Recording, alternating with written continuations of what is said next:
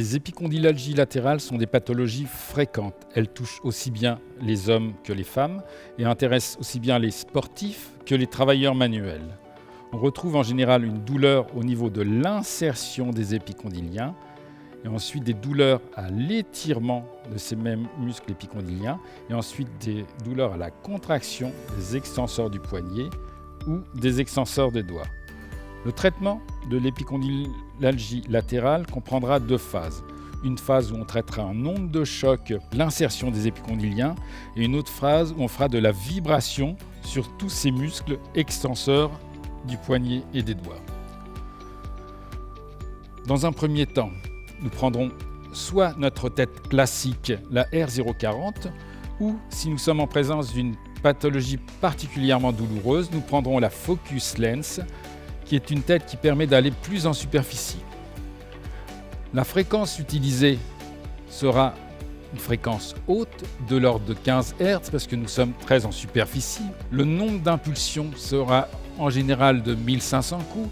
La pression sera une pression qui sera basse de l'ordre de 1 bar 6, 1 bar 8 et nous utiliserons systématiquement le mode confort.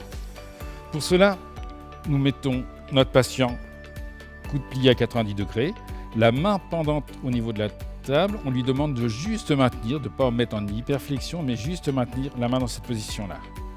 Nous mettons du gel à ultrasons au niveau de l'insertion des épicondyliens.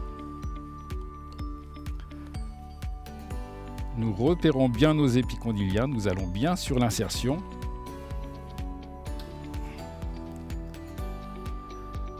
Et nous pouvons commencer le traitement par onde de choc. Nous ne restons pas de façon ponctuelle. Nous bougeons tout doucement. Nous efforçons de regarder si la personne ne souffre pas trop. Auquel cas, il faudra savoir baisser la puissance ou augmenter la fréquence.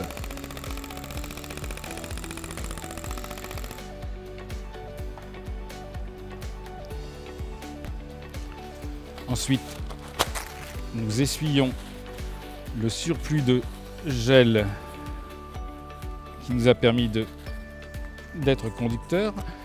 Nous ne ferons jamais d'activation musculaire sur les muscles extenseurs du poignet, puisque les os qui sont juste dessous entraîneraient des douleurs avec la réflexion des ondes.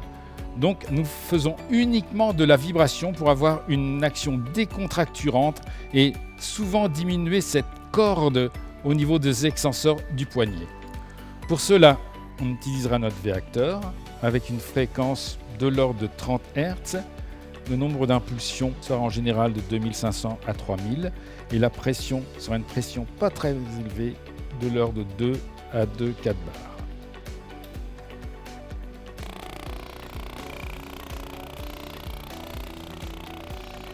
Cette action est particulièrement appréciée par nos patients parce que ça a une action vraiment décontracturante après l'agression qu'on vient de leur faire subir.